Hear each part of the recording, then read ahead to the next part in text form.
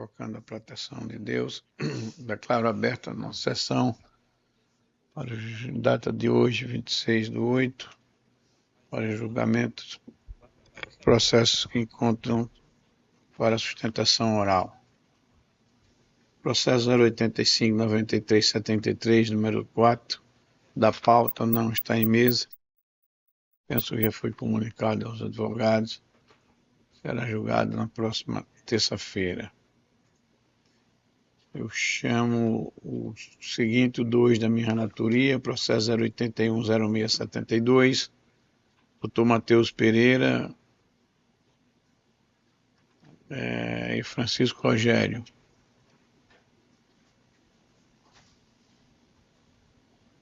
Doutor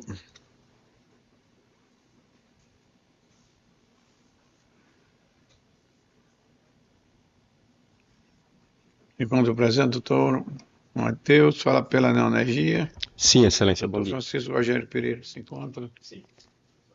Pois não. Doutor Matheus tem palavra, 15 minutos regimentais. Excelência, pela ordem, eu acredito que existam duas apelações, uma interposta pela parte autora e outra pela parte ré. Seguiremos a ordem? Sim. Então, o colega fala primeiro. Apelante primeiro. São duas apelações. Aí. Pois não. Bom dia a todos. Excelentíssimo senhor presidente, na pessoa... Me permita, doutor Matheus. O doutor Francisco Rogério fala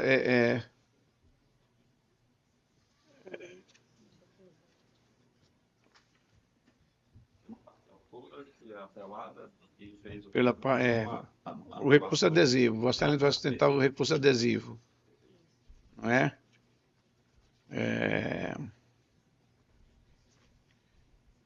Bom, no caso aqui, eu penso que até poderíamos resumir. No caso, eu estou afastando a COSERN aqui como parte, considerando parte legítima, e estou dando provimento ao recurso adesivo. Estou satisfeito, excelência. Ação de indenização de danos morais e materiais, movimento por descarga elétrica, imposto de localização de praça pública, ilegitimidade passiva da concessionária de energia, responsabilidade objetiva do município, pensionamento mensal devido à genitora, recurso adesivo provido. Sim, o município. Não houve recurso do município. Agradeço a presença de Vossa Excelência. Chamo o seguinte, da relatoria da doutora Érica Paiva, o 12 da pauta, processo 080-88-18. Doutor Marcos Lacerda Almeida.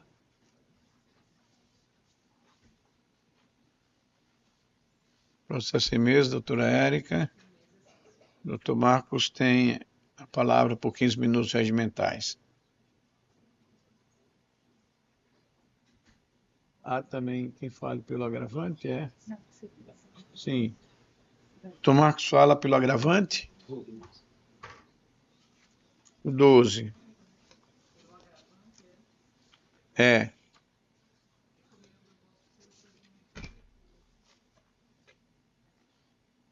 Provido o recurso, não há divergência, doutor Marcos.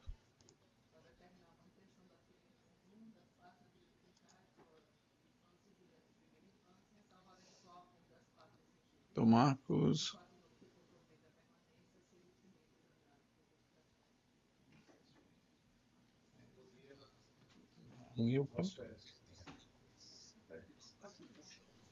Ador Vivaldo. Desembargador Vivaldo, Vossa Excelência está acompanhando, registrou. Não falta atualizar aqui, tá certo? É porque não aparece realmente para mim, mas quando acompanha o relator, tá no vídeo. Não sei por que não aconteceu. Tem que atualizar, né? Interessante. Proclamado, então, a unanimidade de votos.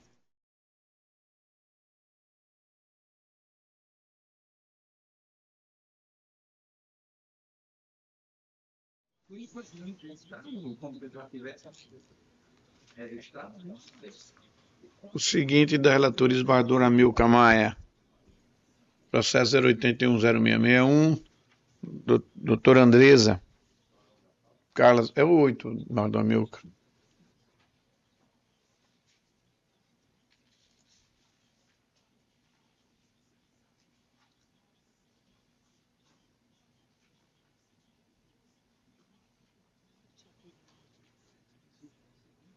Doutora Andresa fala pela parte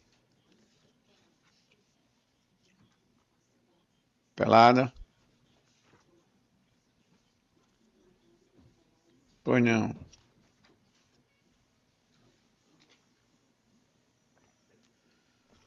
Tem a palavra, doutora, por 15 minutos regimentais. Excelentíssimos senhores desembargador, relator, doutor Amilcar Maia, excelentíssimos senhores desembargadores que compõem essa egrégia terceira Câmara Cível, ilustre representante do Ministério Público e demais colegas servidores desta Corte, queiram receber meus respeitosos cumprimentos, né? E eu venho nesta oportunidade sustentar a apelação, né, pela parte apelada, que é doutor Marcos, né? A presente apelação, ela tem como discussão a natureza jurídica do imóvel situado no bairro de Ponta Negra, na rua Baía das Canárias, né, sobre a questão de ser um bem particular incomunicável referente à constituição desse casamento, né. O juiz Acó, ele determinou a retirada desse bem da partilha, tendo em vista que esse bem ele foi adquirido antes do casamento, que foi em 6 de 9 de 1985, né? Então, tem a certidão de inteiro teor, tem os contratos, estão todos anexados ao processo, e o casamento veio a ocorrer apenas em 21 de 12 de 1985. Então, essa sequência temporal, ela determina a retirada desse bem, dessa comunicabilidade, porque o casamento foi em comunhão parcial de bens, ou seja, se comunicam apenas aqueles bens que foram adquiridos junto a essa constância. Além do mais, apesar desse bem ter sido uma parte dele financiada, esses valores, eles advinham não de um esforço comum das partes, mas de valores que o apelado ele adquiriu do pai em herança, então não houve esse esforço comum. Então, o que acontece? A sentença ela foi claramente acertada nesse aspecto, né, em retirar esse bem, porque aquele que alega, ele precisa trazer as comprovações e as provas relacionadas a isso, né? E no caso em apreço,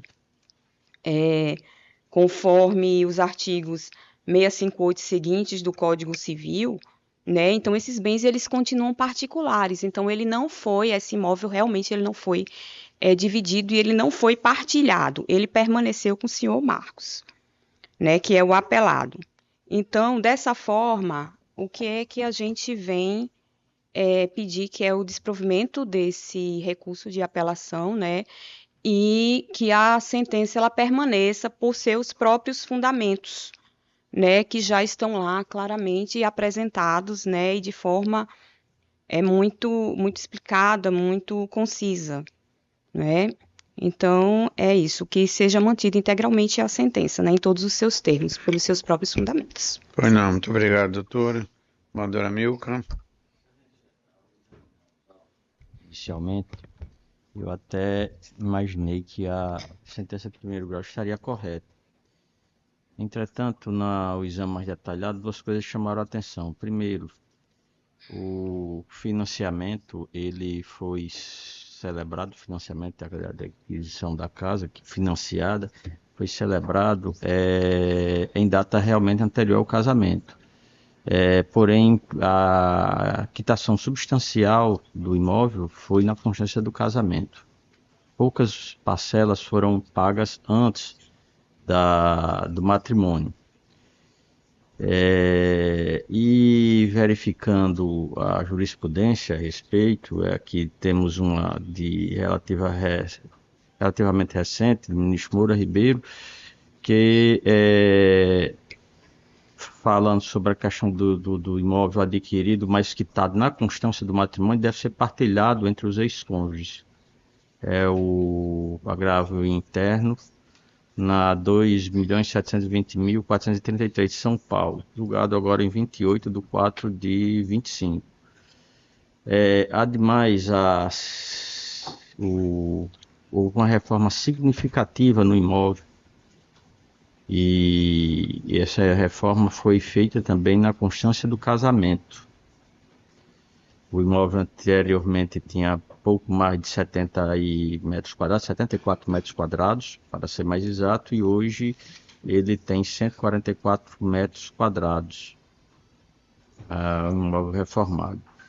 A questão de que a quitação e essa reforma teria sido feita com recursos advindos de uma herança do genitor, do apelado, ela só foi alegada nas contrarrazões. Então, não há nenhuma prova nesse sentido e também o fato não foi discutido durante toda a instrução do processo.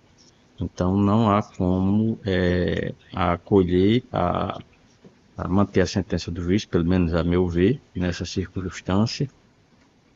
Mas também não pode ser partilhado em 50-50 porque ele pagou uma parte antes do financiamento. Então deverá ser calculado esse valor que deveria ser partilhado entre ambos na liquidação de sentença quando dá execução do julgado, senhor presidente. Pelo menos é como eu entendi aqui. Pois não, doutor Amilcar, o doutor Érico está acompanhando, né? Eu confesso que não tive tempo de me debruçar mais detalhadamente sobre esse tema, apesar dos bons argumentos trazidos pelo relator. Isso eu vou pedir vista e trarei na próxima semana. Após o voto do relator dando provimento ao apelo, acompanhado pela doutora Érica Paiva, pediu vista do vereador Amaury Moura. O seguinte, vamos para a nossa ordem, não há transferência mais os presentes. Chamo o agravo de instrumento 1 da minha relatoria, agravo de instrumento 081-2012, doutor Bruno Henrique. A matéria já fala pela parte gravada, o voto é no sentido de desprover o agravo. Não há divergência. Terceiro, da minha relatoria, apelação civil 081-6980, Banco Itaú. Doutor Marlon Gonçalves Sanches. Pois não. Doutor Luiz Antônio, no lugar do Marlon. Marlon? Doutor Luiz Antônio, no lugar do Marlon. Pois não, doutor Luiz. Fala pelo Banco Itaú. Sim. Pois não, tem a palavra, doutor.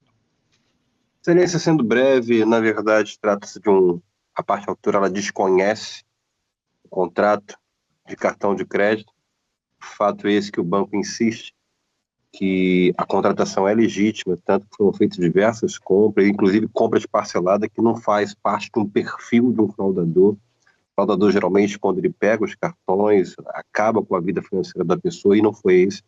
A questão do cancelamento do cartão foi em razão da ausência de pagamento, e nós também requeremos o depoimento pessoal da parte autora, e ao contrário do que a parte autora narrou na inicial, afirmando que não tinha nenhum vínculo, inclusive afirmando que o único vínculo da parte autora seria com o Banco do Brasil, ela acabou confessando no seu depoimento pessoal que ela tinha, sim, de fato, vínculo com o Banco Itaú. Então, excelência, entendemos que a sentença ela foi injusta e pedimos aqui, com todo respeito e respeitando, assim, o entendimento dessa Câmara, provimento ao nosso recurso. Muito obrigado, senhor presidente. Não, muito obrigado, doutor Luiz Antônio. O voto é negando provimento ao apelo, matéria inclusive já debatida nesta corte. Não há divergência. Obrigado, por licença. Muito obrigado.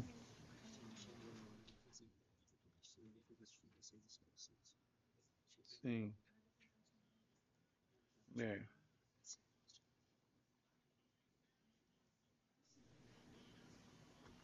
Eu chamo 6 da nossa pauta, Da relatoria, desembargador Vivaldo Pinheiro, doutor Cristiano Barros, fala pelas apelantes.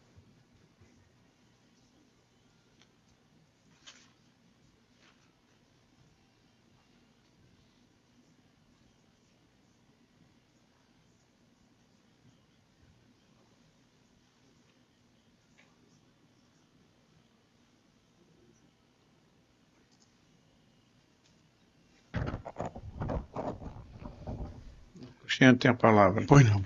Excelentíssimo senhor presidente, desembargador Amaury Moura, a quem peço licença para cumprimentar os demais membros da corte, excelentíssima senhora procuradora de justiça, doutora Yádia, todos os advogados aqui presentes, servidores e os que assistem à sessão presencialmente ou por videoconferência. Represento partes e em contrato particular, em instrumento particular de compra e venda, adquiriram cotas de uma empresa que detinha uma concessão pública de rádio. E esse fato, o objeto da negociação, é deveras importante para a solução da lide. Venho destacar ainda, excelência, que o apelo se refere a uma segunda sentença. Na primeira sentença, que foi anulada por esta corte e devolvida para apreciação de matérias de mérito, houve o acolhimento da tese defensiva de que, ante a natureza do negócio, do objeto de negócio, que era a concessão pública de rádio, o negócio jurídico dependia de autorização estatal, ou em menor extensão que se entenda, de homologação estatal. Não se vende uma concessão pública por mera vontade. O Estado concessor, ele audita, ele afere, ele valida, averigua se aqueles que compraram detêm condição para tal mistério, para exercer a concessão. Eu vou dar um exemplo: o estrangeiro não pode ser sócio de concessões de rádio e TV. E o juízo de piso disse: olha, aquele que vendeu a concessão, ele sabia que havia um rito a ser estabelecido após o pacto particular. E que, portanto, aquele negócio só se aperfeiçoaria com o trâmite final da submissão ao negócio ao órgão, à agência de controle da concessão. E o que é que pretende a ação? E a sentença de piso, da forma como foi prolatada, criou uma grave distorção e uma grave injustiça. E explico por quê. A ação pretende que aqueles que compraram a empresa, porque houve uma cadeia de vendas, respondessem por débitos trabalhistas ou indenizasse o vendedor por débitos trabalhistas daquela empresa, após o contrato particular feito. E por que a sentença de piso apelada trouxe uma injustiça a ser sanada?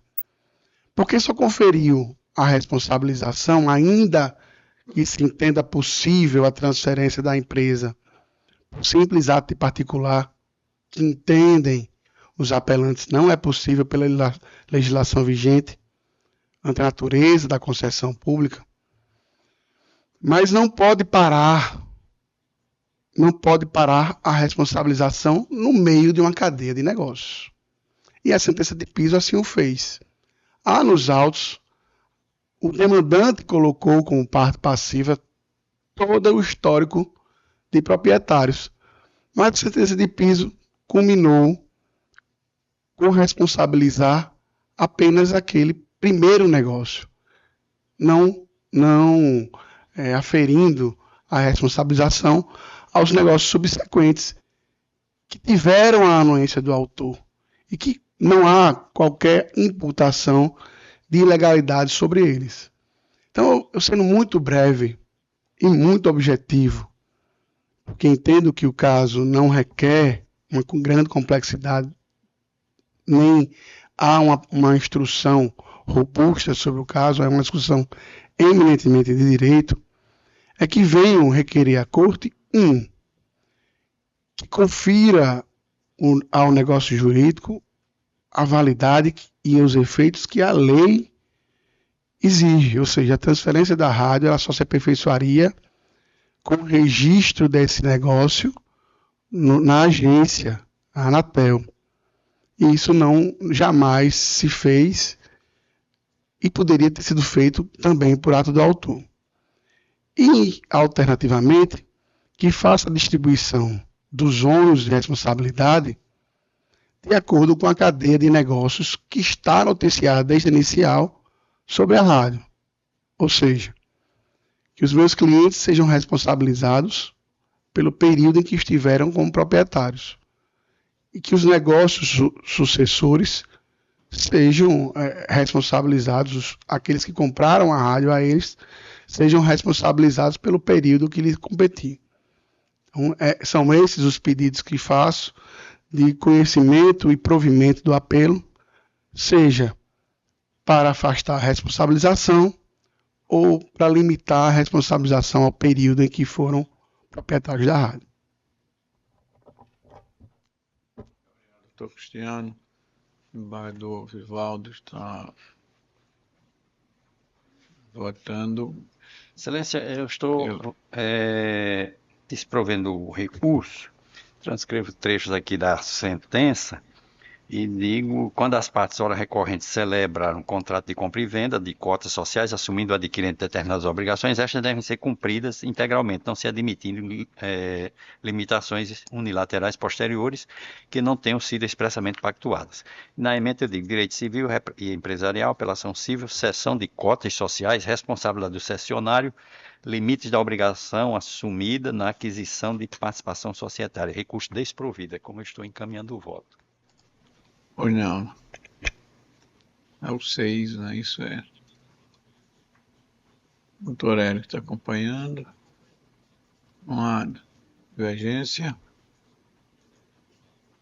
Proclamada, então, a unanimidade nos termos do voto do relator, desprovido do recurso.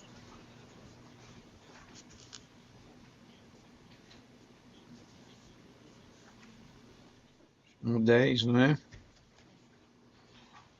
Apelação civil 085-51-49, da relatoria Badura Milka, escrito por ostentação do Dr. Flávio André Alves Brito. Se encontra o Dr. Flávio? Ausente do Dr. Flávio. O voto do relator. Dá provimento ao apelo. Não há divergência. Processos 11, relatoria da doutora Érica Paiva. Agravo do instrumento 080-8379. Escrito doutor Daniel Lucas. Enquanto doutor Daniel fala pela agravante. O voto é provendo em parte o recurso. Não há divergência, provido parcialmente o recurso à unanimidade. 12 já foi. O 15, apelação civil 080-0053, relatora doutora Érica Paiva. Sustentação oral pelo doutor Edgar Siqueira. Doutor Edgar se encontra. Ausente, doutor Edgar. O voto é parcialmente provido o apelo. Não há divergência.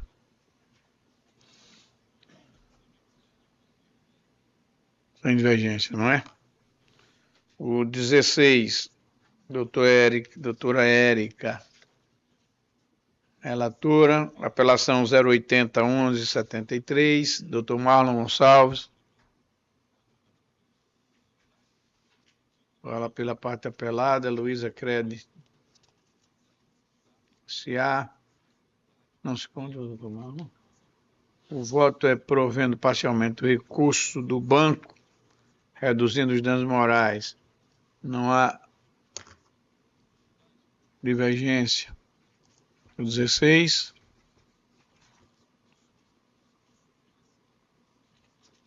Correto? O 17. Apelação 080-2419. Doutora Paloma Rocha Andrade. Fala pela parte apelante. Apelado Banco Bradesco. Doutora Paloma se encontra? Ausente, doutora Paloma. O voto é provendo parcialmente do recurso do banco. O 17, não é isso? O 17 é uma... Estou divergindo parcialmente. Aquela discussão, né, doutora Érica, sobre dano moral, não é?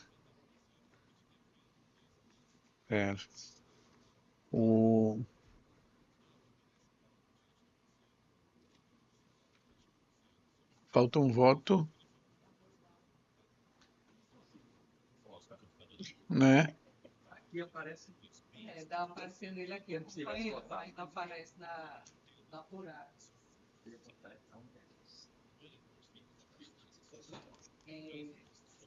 Falou aí na divergência.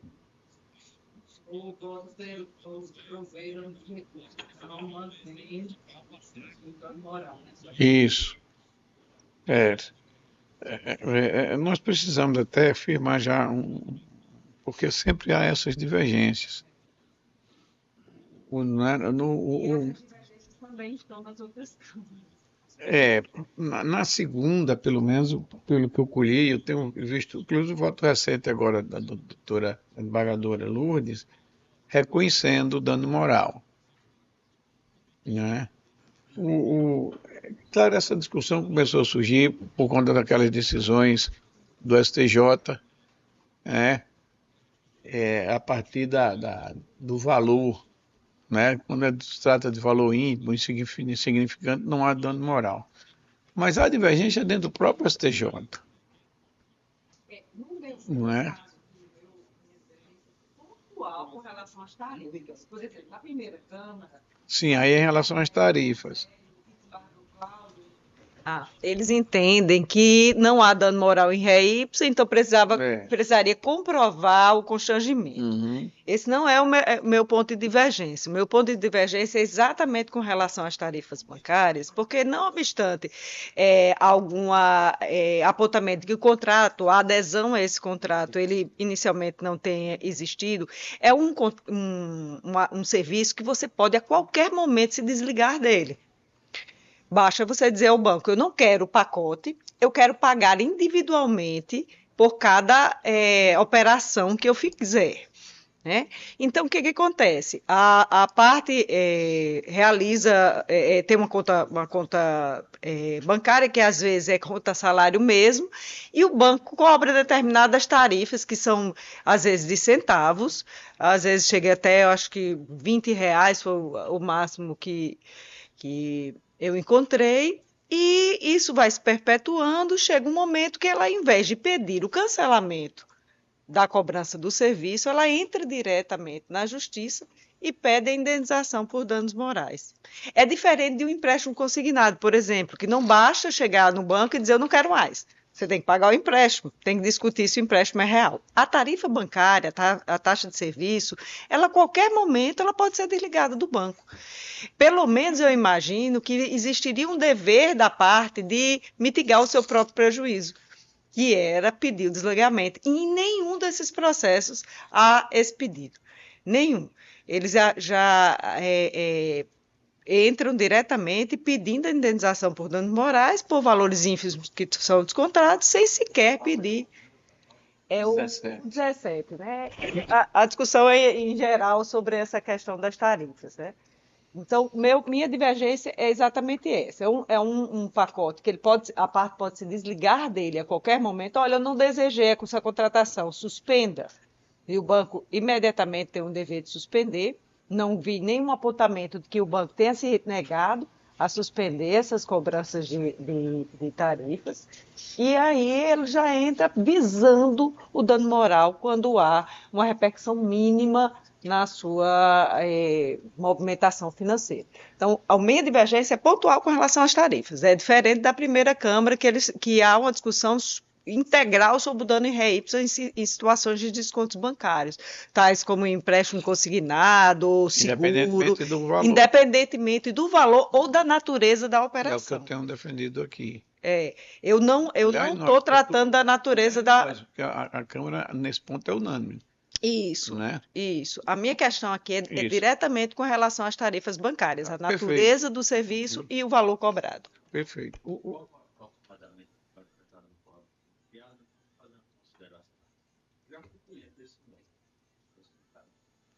E a alegação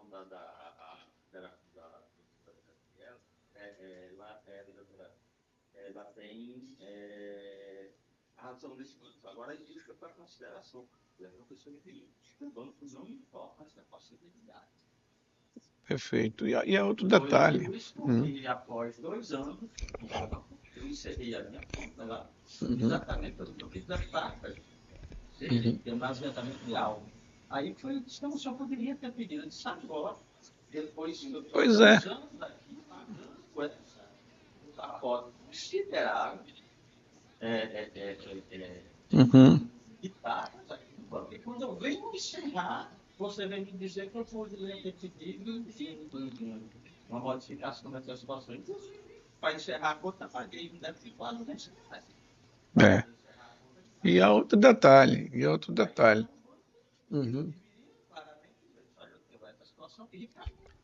Porque, a rigor, o banco teria que ter autorização do cliente.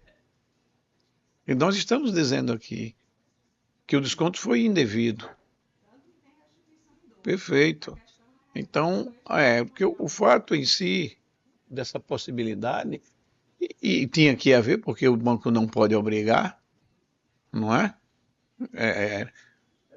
Eu acho desinfluente até quando a vida vem para a gente discutir.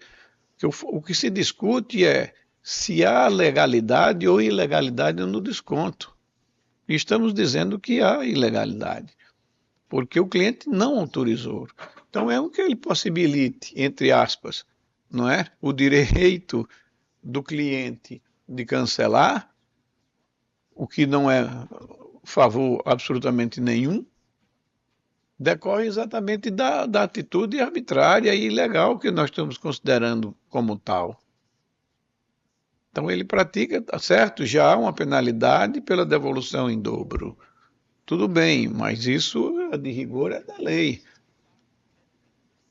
Agora, constrange sim a parte, é obrigado a procurar um advogado, e aí demanda tempo do seu trabalho, tempo da sua... Né?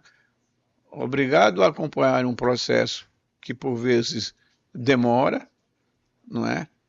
E inclusive com pagamento de custos antecipados e tal, ainda que no eventual sucesso ele possa ser ressarcido.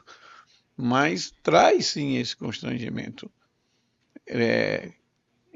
Então eu penso que na hora que o tribunal está dizendo, olha, você praticou ilegalidade, porque aí vem a questão da finalidade da condenação em danos morais. Não é? Pois é.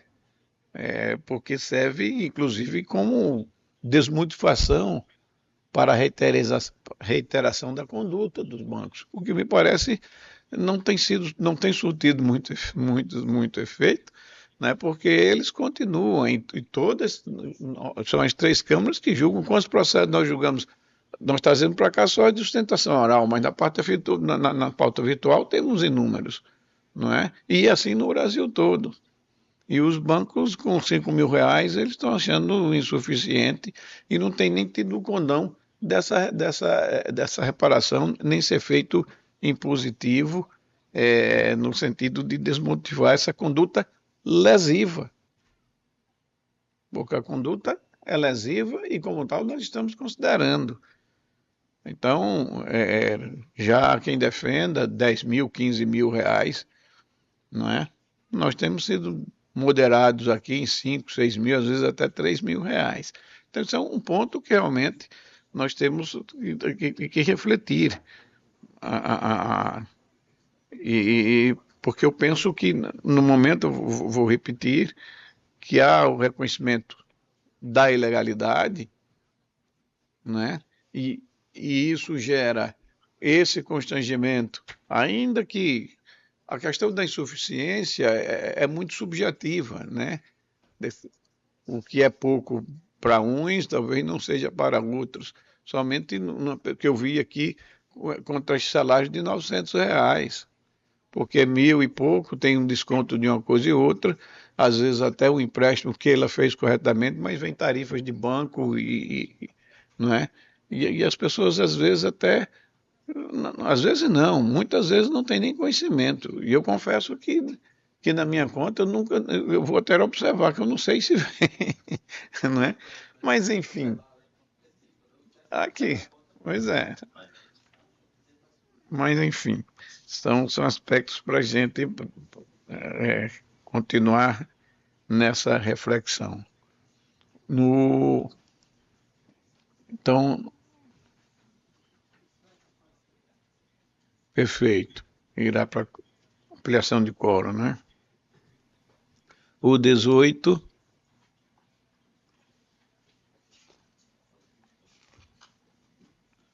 O sistema parece que não está. O 18 é uma declaração, né?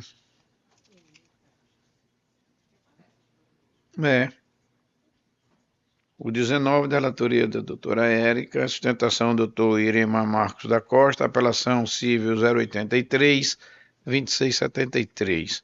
Doutor Irema Marcos encontra, fala pelo apelante, Elias Miguel de Oliveira, o voto da relatora é desprovendo o apelo, com consequente majoração dos honorários. O 19. Também não há divergência no 19.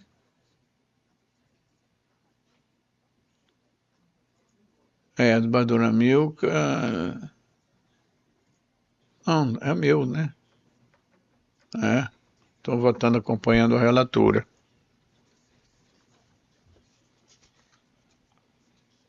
Sim, sim.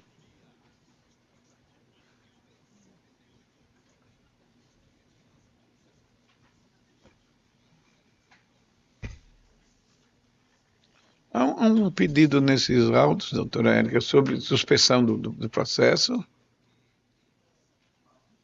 Esse 19.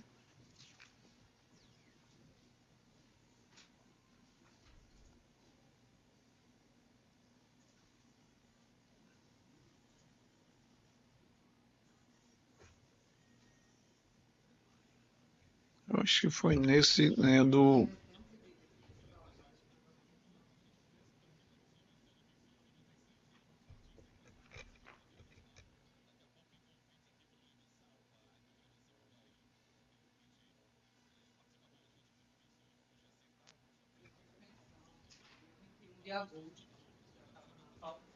Já estava pautado, né?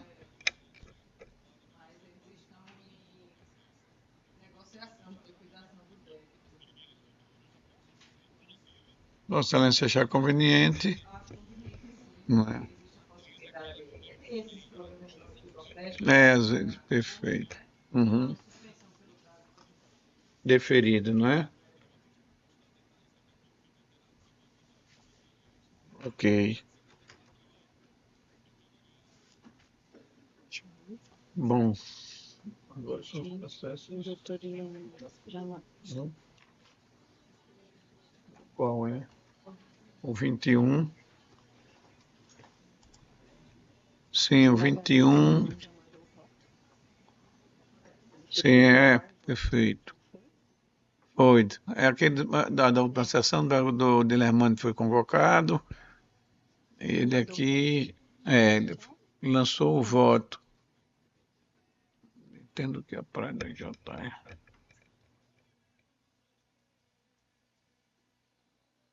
Divergência. Então, por maioria, não é? por maioria, deu provimento ao recurso no 21, né? O desembargador Delermano lançou o voto, acompanhando a divergência. Proclamado, então, por maioria, provido o recurso, vencido do desembargador relator e a doutora Érica Paiva. Relator para o acordo para a Mauri Moura. Ok.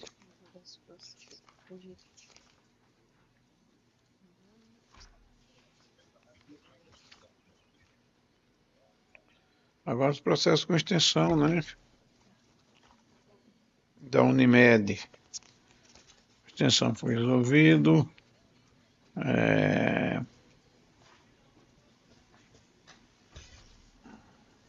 Bom, então vou passar a presidência do desembargador Vivaldo. O 7, né, da Unimed.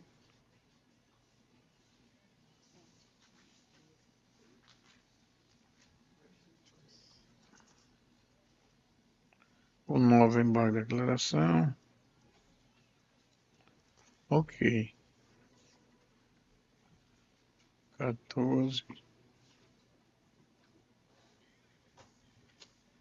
O 7, o 13, 14, o 20.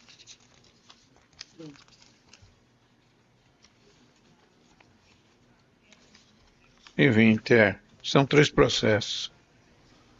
Pois não, excelência. Assumo a presidência com muita honra e chamo o processo número 7 da pauta grave do instrumento 0806-296.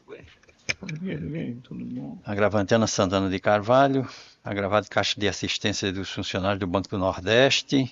Da relatoria do desembargador Amilcar. A inscrição aqui do Dr. Vanildo Marques, falando pela agravante. Está presente. Bom dia, excelências. Estou presente. Pois não.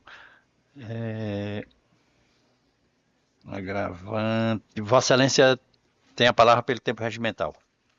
Perfeito. Excelência, excelentíssimo senhor presidente, eminente relator, ilustríssimo desembargador, Jacha Collin da Câmara, colegas advogados, serventuários da Justiça, meu bom dia. Pois bem, falo em nome da agravante, Ana Santana de Carvalho. O presente recurso tem origem em um caso sensível, é uma demanda de saúde. A agravante, ela buscou, né, desde 2021, o restabelecimento do seu plano de saúde. Obrigação essa que jamais foi cumprida por parte das agravadas. Excelência, como é fartamente sabido, é um direito fundamental consagrado na própria Constituição à saúde, que é o direito de todos, dever do Estado, nesse caso, do plano de saúde.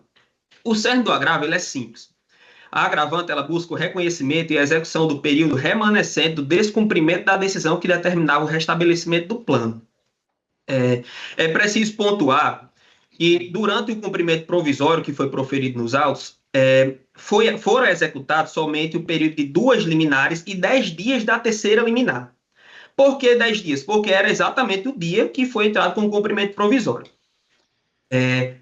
Em relação à decisão recorrida, considerou que os limites e a revogação das astrinhas decorreram do processo originário, mas, na verdade, essas decisões foram proferidas apenas no cumprimento provisório de sentença, processo esse que já consta nos autos e tudo mais. Essa diferença, excelência, muda todo o cenário. O cumprimento provisório limitou e, posteriormente, afastou as astrinhas apenas naquele contexto, sem atingir a integralidade do período de descumprimento da ordem judicial originária. Assim, a agravante não pede a fixação de uma nova multa. O que se busca é o recebimento do valor já consolidado em virtude de ordem judicial descumprida. E é importante destacar, o período de descumprimento cobrado é anterior à decisão no cumprimento provisório que determinou a revogação da liminar, cujos efeitos foram ex nunc. Portanto, todo o momento anterior já estava definitivamente constituído e não poderia ser afastado por decisão posterior. Se não corrigirmos esse equívoco, excelência, criaremos um grave precedente, o de premiar a parte que descumpriu reiteradas decisões judiciais em detrimento da parte que, confiando no Poder Judiciário, buscava apenas ter de volta o seu direito à saúde. Não se pode olvidar que a agravante passou todo esse período sem cobertura do seu plano de saúde, arcando sozinha com o tratamento médico em hospitais.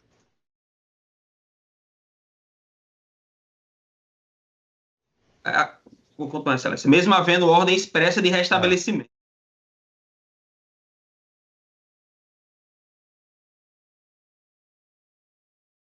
Diante disso, respeitosamente, requer que o acolhimento desse recurso para reconhecer esse erro material, Excelência, e, por consequência, assegurar a agravante o direito de executar o valor correspondente ao período remanescente do descumprimento da decisão judicial, no montante de 90 mil. Por isso que confio no provimento deste recurso e agradeço a essa Câmara.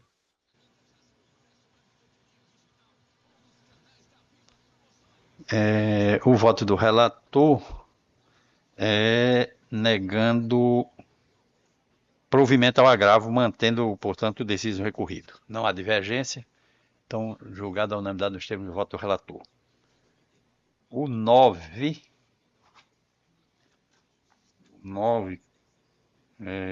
são embargos, consta aqui como apelação, mas são embargos em apelação apelante.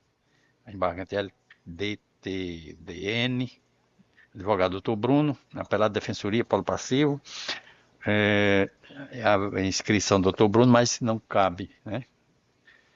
Então, aqui é da relatoria do desembargador Amilcar também, ele está rejeitando os embargos. No 9, deixa eu ver aqui, já votando. Também não há divergência, então julgado a unanimidade nos termos do voto do relator.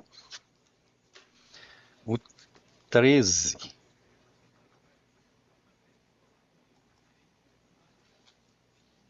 O 13, agravo de instrumentos, 0810-968.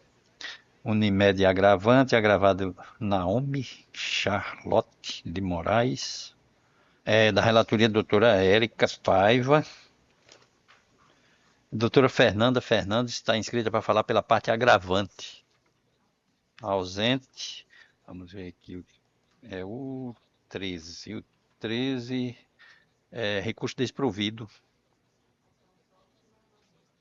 O desembargador Amilcar ainda não conseguiu votar. Mas acompanha. No 13.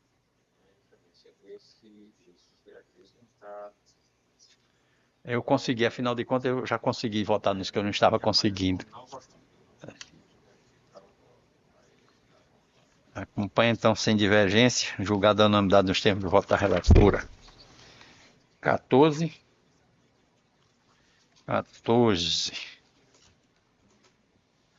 Agravo de instrumento 0811-808. Agravante Estela Maria Andrade.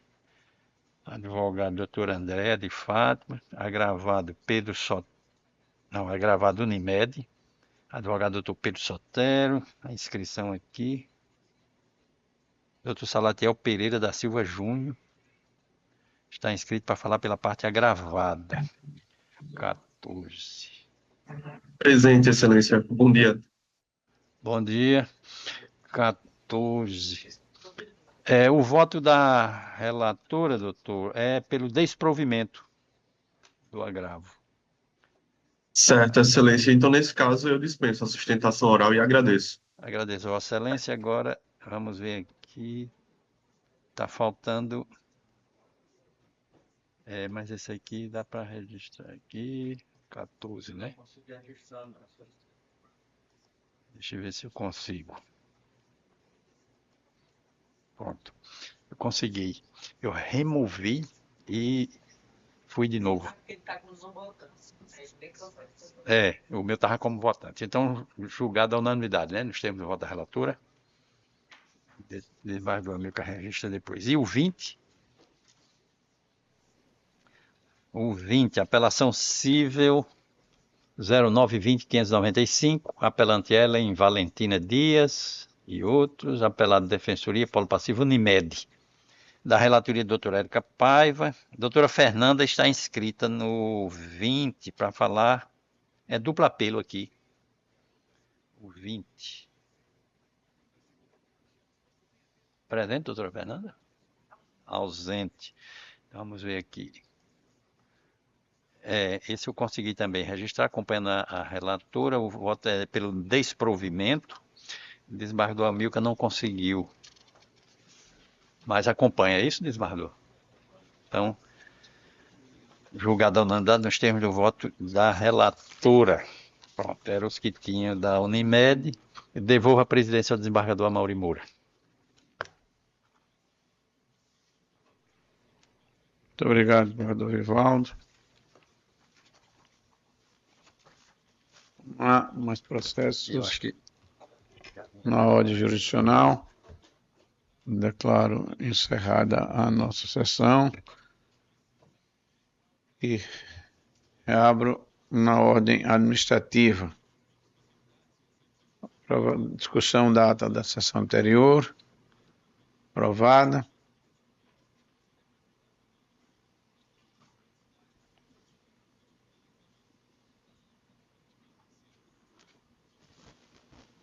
Expediente.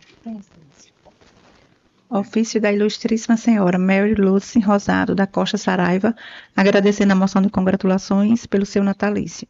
É só, Excelência. Não, tá.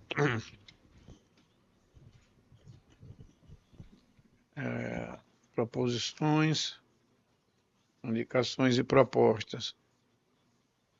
Presidência, nenhuma, a não ser ontem faleceu a mãe do servidor da casa, Cláudio Adão, que é meu motorista.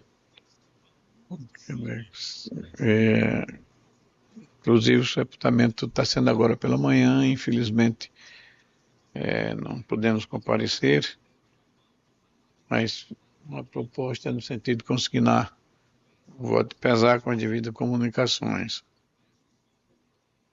Todos de acordo? O servidor da casa já trabalha há mais de 13 anos no nosso gabinete. Baldo Vivaldo, alguma proposição, Excelência. Doutora Milka. Doutora Sem Érica. proposições e comunicações. Ok, então. Nada mais havendo, declaro encerrada a nossa sessão, agradecendo a presença de todos.